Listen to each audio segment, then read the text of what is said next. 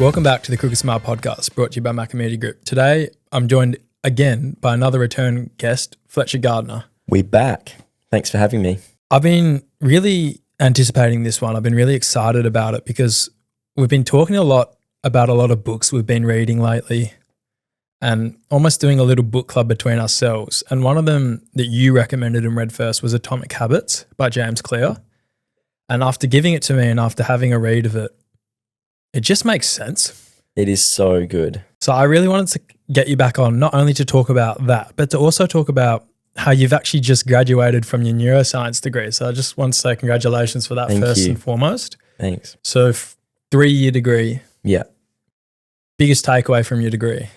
I think it's kind of not really about the information. It's more about the grind and making sure that you keep going, pretty much just making sure that you actually, there's those moments where you're just thinking, I don't want to do this anymore. And especially in second year, there wasn't much neuro content. It was mainly like a bridging year. So I did psychology and also physiology. And that was so hard on me. I was talking to my mum. I'm like, I'm going to quit. This just sucks. I hate neuroscience. I don't want to do it. But my mum kept me going. She said, just keep going. You won't regret it. And I ended up going into third year and absolutely loving it, even though it was quite hard. I really enjoyed it. And I'm so grateful that I kept true to myself and I kept going through that hard time. And yeah. Well, you started neuroscience, you started the degree before neuroscience has recently come into trend. Yeah. And it's safe to say that it's one of the biggest trends at the moment, whether it's Huberman or it's the run clubs and like all the neuroscience behind all of that and the get up and go, ice baths, saunas, coffee in the morning, sunlight. It's very in trend at the moment. Have you seen that shape your degree or affected at all in the last couple of years? Yeah, I think when I first started, it was so new. And to be honest, I only chose neuroscience because it had a cool name. I just literally just chose it. And also I always just loved the brain. And I thought, I didn't know what it could lead to afterwards. I just presumed it would be a good bridging course because it's the brain and everything's controlled by the brain in your body. So I just thought, I'll give it a crack and see how we go. Only 11% of you guys watching this right now are subscribed. If you're watching this right now and you're enjoying this content but you're not subscribed, please do subscribe. I really do appreciate every person that subscribes, likes, comments on the videos. So please subscribe. It's kind of been the elephant in the room has been neuroscience. And over the last couple of years, it's been blowing up and blowing up. Where next? I think people are becoming more aware of their mental health. I think that's the biggest thing, especially around our demographic. I'm not sure if it's bigger for an older age group. I think it might just be our demographic. And I think it's become a lot more mainstreamed, the information, because neuroscience is just such a new field and there's so much research coming out every year and every day and every month about specific things that everyone finds really interesting, especially making themselves better, which everyone really wants to do.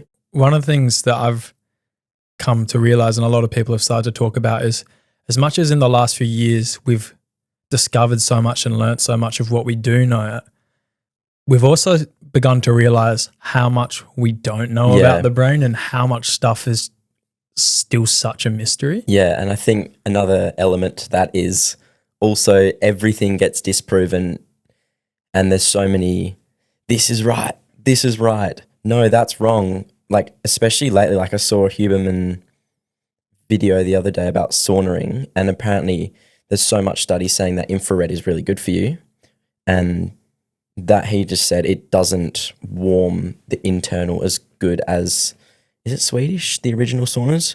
The traditional saunas, let's say, are a lot better for you because they like go further in your system. I'm not really sure how, but then there's people in the comment section saying a lot of backlash. Yeah, so much backlash because there's just so many things, and that's not really to do with the brain, but yeah, it's really tricky and it's at times a little bit scary to know what to believe and what not to believe. So the problem's becoming, because it's so mainstream now, just as there's heaps of information coming out that's right, there's so much information coming out that's misinformation as well. Oh, 100%. And I think one issue with that as well is people say things on the internet and they might not know 100%. So they might look at a study and be like, this improved XYZ by 50%, but then it might have been by 6 people or animals.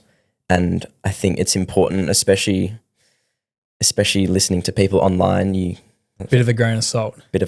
Yeah. Because you need to be able to make sure that what you're reading is peer reviewed. It's got good context, because a lot of people now fall into the headline sort of culture where they'll read the headline or like the conclusion of a study, but they won't go through and actually read all the context and all the variables that controlled the study, and if it was on humans or if it was on mice, that sort of thing. So yeah, it's really important to make sure I try to link all my studies in the comments or in the captions, just so then people can have a read and make informed decisions for themselves. Yeah, which I think is important. Well, one of the things in neuroscience that is heavily intertwined through it all is habits. Yeah.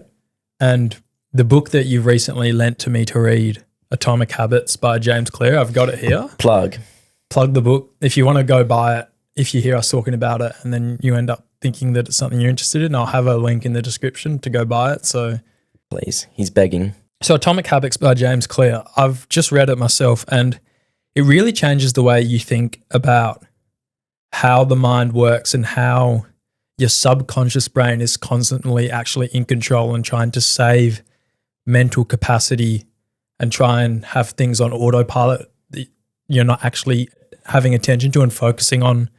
And that's kind of what a habit is almost. Yeah, honestly, for anyone listening, it is one of the best books I've read, and it makes you think about everything you do. Like every single morning I wake up and I'm like, I'm going on my phone, that's a bad habit.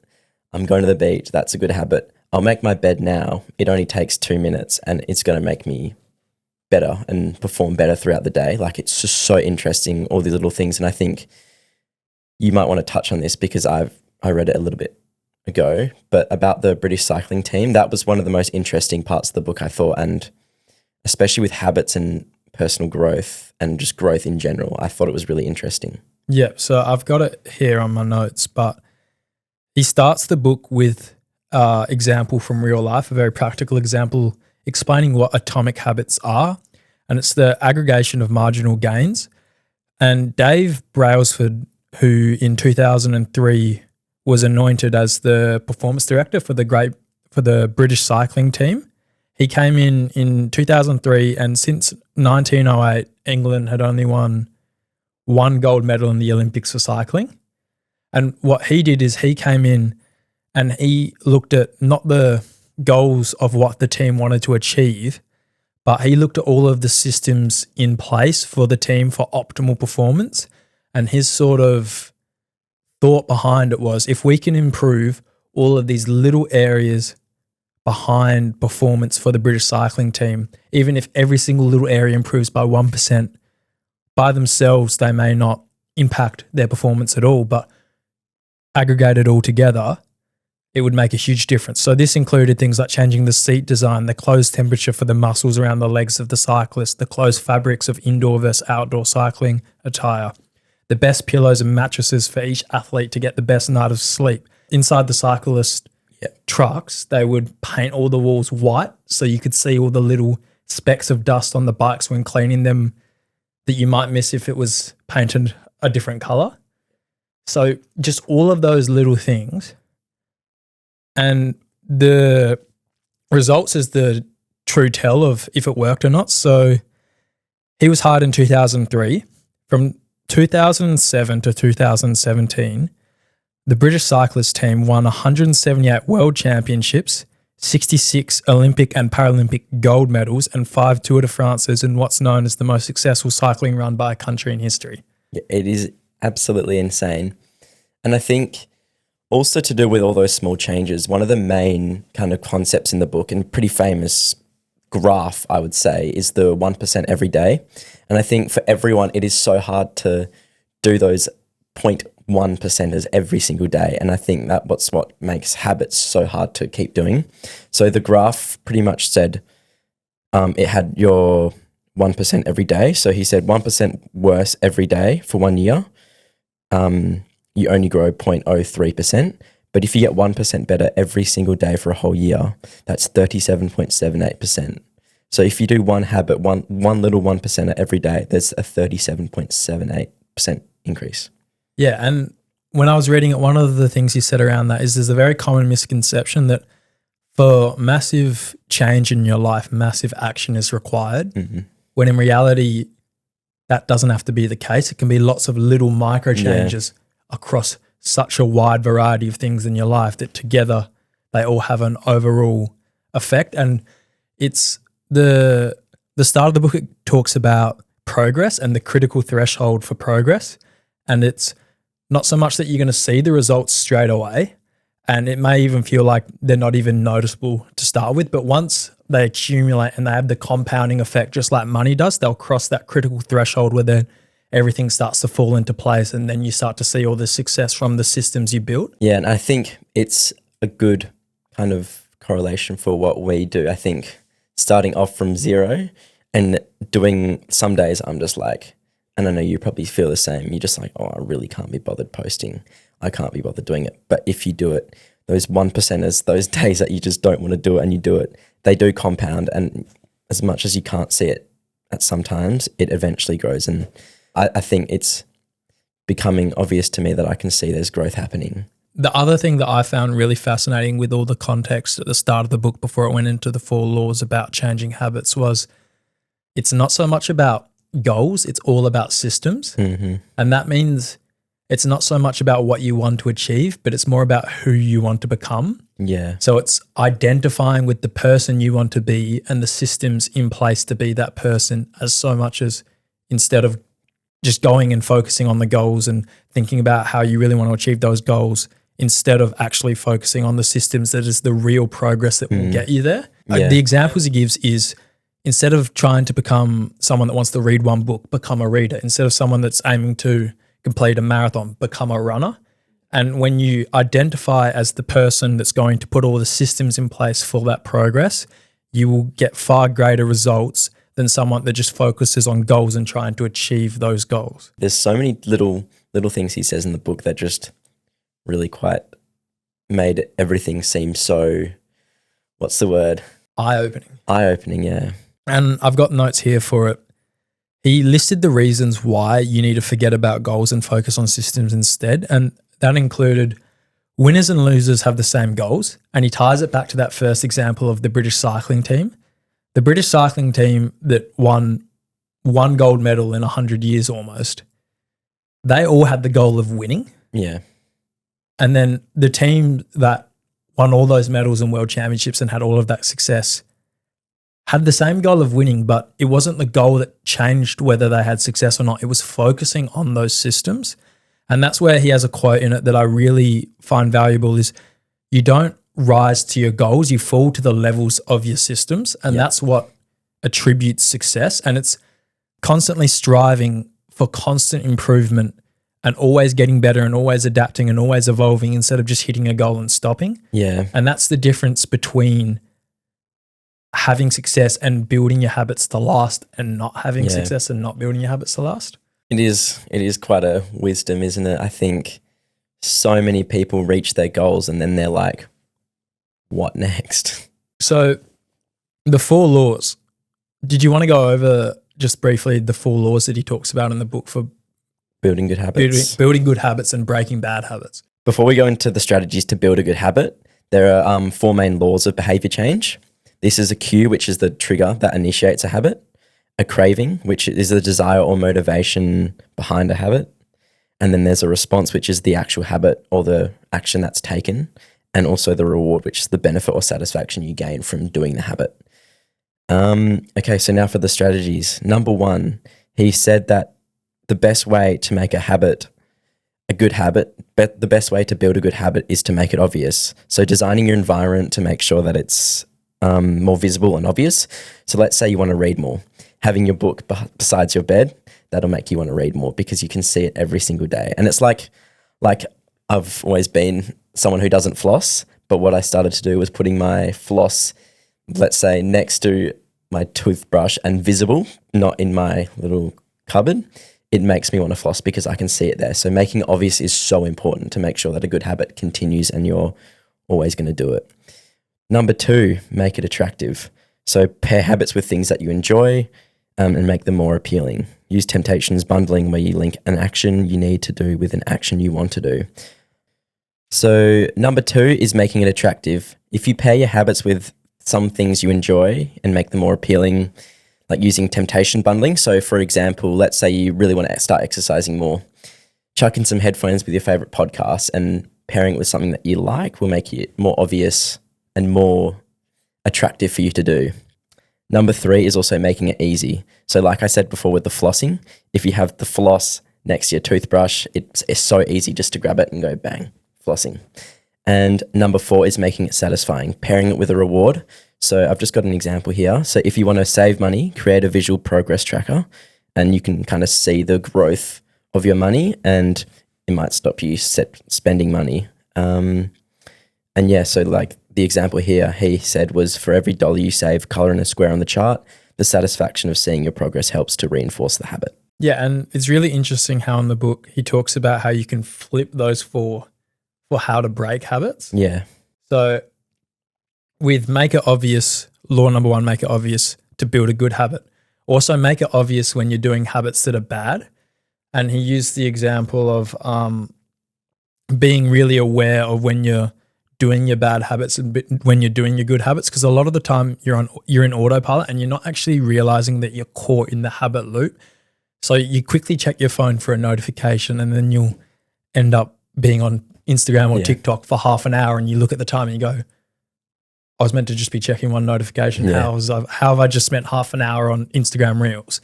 So it's really making yourself aware of those habits. And then make it attractive, you flip it to make it unattractive. So make it really unattractive to do those bad habits. And the example that he had here is associate them with a negative experience, because he talks about with make it attractive for building good habits, associate them with a positive experience. So let's just say one of my bad habits is biting my nails.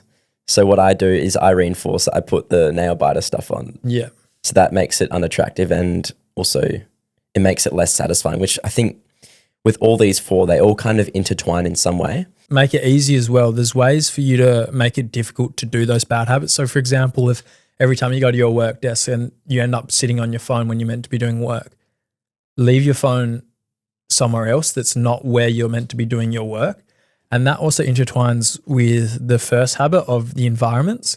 And I found it really interesting how he talks about how motivation is not as important as environments, because you're not actually getting motivated to do stuff. You're more just reacting to the cues in your environment. So he talks about, for example, you can be the own architect of your environment. So you can decide what areas are for what habits you're going to undergo, or what areas are going to be associated with what you're doing. So for example, your bed shouldn't be associated with gaming or being on your phone. It should be associated with sleeping. Your work desk should be only associated with working. Your living room should be associated with like family time, that sort of thing, and not mixing all of those areas with different focuses together, because then it messes up all of your habit cues and then you end up being really unproductive. And I found that really fascinating. Yeah, it just confuses your brain. And moving back to number 4, for make it satisfying, one of the big things he talked about was don't break momentum. So some days showing up, even if you're not going to do like the full workout or achieve the full goal of what you're trying to do, is better than nothing. Yeah. So if your goal is to do 50 push-ups every single day and then on day 10 you feel like really not wanting to do any, just do like 5 push-ups. As much as it's not 50, it stops you from breaking that habit chain, because you're building chains with the habit day in, day out of completing it. Yeah. And stopping and missing 2 days as opposed to just spending 2 days doing less is going to have a far more damaging effect on all of that momentum you built on the days leading up to it. Yeah, because it's so much harder to start back up, isn't it? I think one of my favorite parts of that whole book was to do with showing up, and the best way he found out to make sure he kept showing up. So let's say he really wanted to start running again. he didn't associate the habit of running. He associated it with getting his shoes, because what happens once you get your shoes, you're going to more likely exercise because you got your shoes and you're ready to go. So what he would do is he makes all of his habits 2 minutes. So every habit he wants to make good, he makes it 2 minutes instead of actually doing the task, if that makes sense. And also, like, an example of that would be preparing all of your stuff the night before for the next morning. So if you're going to go for a run, prepare all of your stuff and put it out the night before so you wake up and you can just whip it all on.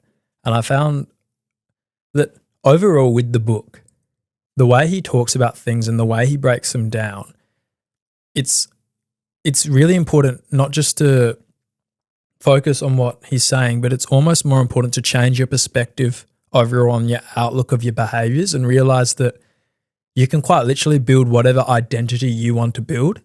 And it's not so much black and white, but it's more your aggregation of all of these atomic little habits that slowly build up, and then all together they will build you into the identity or the person that you want to be.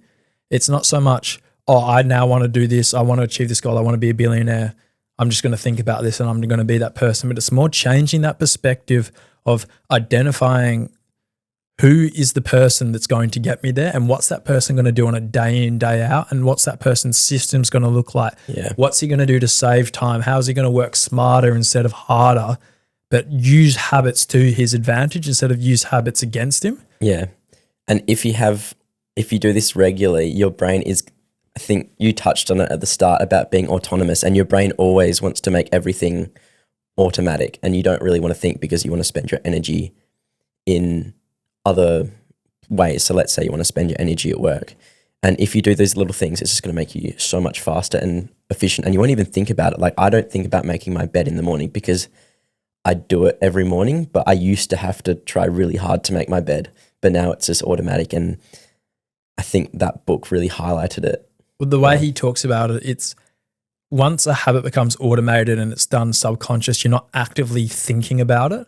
It clears up mental space then to spend more time thinking about things that are more creative or are like more problem-solving thoughts than like the day-to-day little things you have to do. Instead of having to think about every single little thing you do, you're kind of automating them in the subconscious brain so that your main conscious thoughts can be directed and spent on things that are more important, I guess. Yeah. Is a really good way of putting it. And one last thing I wanted to touch on that he talks about is when you're setting habits, they have to be specific. So instead of saying, and he talks about the example of he wanted to start doing push-ups every day at lunchtime, instead of saying I'm going to do push-ups every day, 20 push-ups every day at lunchtime, that habit he thought to start with was good. It was specific enough. But what he found is, does he do it before lunch? Does he do it after lunch? What's the actual specific cue to trigger that habit?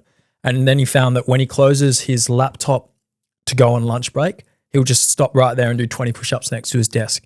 So when you've got the specific cue that's going to trigger the habit, and you tell yourself what you're going to do and when you're going to do it, you are much more likely to actually go and do it then, because you're kind of setting your brain up to do it when you're saying to yourself when and where you're going to do it, as opposed to just thinking, oh, I'd like to do 20 push-ups every day, as opposed to saying, every day at lunchtime when I close my work laptop, I'm going to do 20 push-ups next to my desk. The latter is always going to be more successful. And he talks about studies they did to show that, where they had three groups of people. One group of people, like three groups of people that they wanted to exercise more. One group of people, they just told them that they wanted them to exercise more. The next group of people, they gave them a motivational factor. So they told them they wanted them to exercise more. And then they told them all of the benefits from exercising. And then the third group, they told them they wanted them to exercise more. They told them all the benefits. And then they told them to set a specific time and place to do the exercise. And the first two groups were the same. Only 33% of those two groups went and exercised once that week. Whereas 90% of the third group that actually spoke about and decided on a time and a place to do it, 90% of them went and did it. Yeah. So it makes all the difference in the world when you want to build habits and you want to start habits, is recognizing a very specific cue to habit stack. Yeah. And then saying out loud or even just writing it down when and where you're going to do that habit. And it will make all the difference in the world to actually building it and actually holding yourself accountable. Yeah. And I also think with that, it's so easy to do the bad habit as well. So let's say let's say he didn't want to do push-ups and he would go on his phone after he closed his laptop. You pretty much just have to totally change those habits and reinforce something that's good instead of going on your phone as soon as you close your laptop and going on to lunch break. So just get your phone away from you. Yeah. Pretty much. Yeah. So Atomic Habits. If you're interested, buy the book off the link in the description below. It would mean a lot. Fletch, since the last time we've seen you, you recently were just starting your new Instagram page, Neurotify. And since then, you've hit some immense growth. I've been doing pretty well. I'm a bit shocked. I just kind of thought it was just going to be a little fun thing with all my friends, and it's kind of gone a little bit further than I thought. I thought I did have a goal to hit 10,000 by the end of the year, but I think that's quite a unobtainable goal, unfortunately, but I'm still trying my best to grow as far as I can. But now we're at 1.5K, which is a pretty nice number. And hopefully going to grow a little bit more. So for listeners that don't know, Fletch has his own Instagram, Neurotify, where he talks about all of his neuroscience stuff, gives daily facts.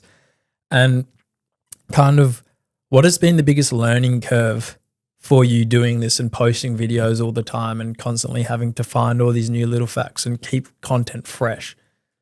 I think I'm really lucky with neuroscience just because there's so much information coming out every single day. But I think the biggest learning for me was I've found out so much about myself. I think that's the bit that I find the most enjoyable about it all. I found so many different things I really enjoy. Like stoicism is something I never really knew beforehand, but I've really enjoyed that. Stoicism. So pretty much stoicism, for anyone who doesn't know, is the main concept which I really resonate with is the fact that you can control what you can control, and don't think and don't waste your energy on things that you can't control. And it's really hard, and I will say sometimes you get so wrapped up in it, but trying your best to make sure that you do what you can control, it'll improve your mental health and your whole life a lot, because you can spend that energy in other situations and different ways. And it's crazy how the neuroscience behind all of these concepts is so intrinsically linked. Yeah. Like even just a simple relationship, like the relationship between dopamine and literally everything you do, like habits, I find so fascinating. And the fact that you've done a degree on it now and you get to like make videos about it, I think is so awesome. Yeah, I just can't think about me not finishing my neuroscience degree and not doing what I am at the moment.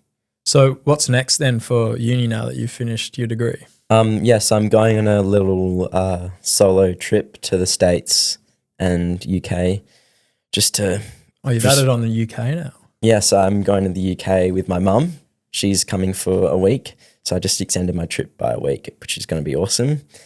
And I just have a semi off uni and then hopefully start masters next year. I've been applying for audiology, which is everything to do with ears, hearing aids, all that kind of stuff. Hopefully working with people, which I love the most and something that I really want to do. And hopefully we get in. I want to hear more about this US trip. So you're going to the States for how many months? So I'm going to the States for... Or weeks? 50 days, a little bit over 50 days. And I just thought it'd be a good opportunity, and I thought I may as well go for it. I'm very scared, I will say that, solo tripping for that long. How much of it have you actually planned, or are you just going to wing it? I'm someone who loves to plan, and I'm really trying to challenge myself just to go with it and put myself in, I guess, vulnerable. Get yourself out of your comfort zone. Yeah, and I think that's something I really want to do, and I'm really happy that I've booked this. But I have booked Tokyo, and I've booked, So I'm going 3 days in Tokyo, and then I fly to LA. I'm there for 3 days, and then San Fran after that. And then the rest is just... Well, have you booked any tickets to any basketball games? No, because the tickets aren't out yet. But my one dream of the trip is to go to Knicks for the start of the season game, and then have to watch Opening night so at MSG. Expensive, man. Yeah, I don't care. And then hopefully I get to watch my boy in Chicago. Josh Giddey. Yeah, Josh Giddey in Chicago, and Boston. I think it's pretty close to New York, as one of my friends was saying. So pop up there, maybe watch Boston. That'd be cool. I don't know if I'll get a ticket for that game, unfortunately. And yeah, I really want to do some hiking in Colorado. That's also on my bucket list. Awesome. Well, I'm sure you'll be making content throughout it. Yeah. And you'll be posting everything you can. So I'll be leaving all of Fletcher's socials in the description below. So please go check them out. Otherwise, I've heard crazy things happen in Japan. Enjoy your time in Tokyo. Thank you. Thanks very much for coming on, Fletch. Thanks very much if you've listened all the way to the end. I really appreciate it. And thank you. Thanks for having me. Hopefully you all made it to the end and enjoyed the podcast.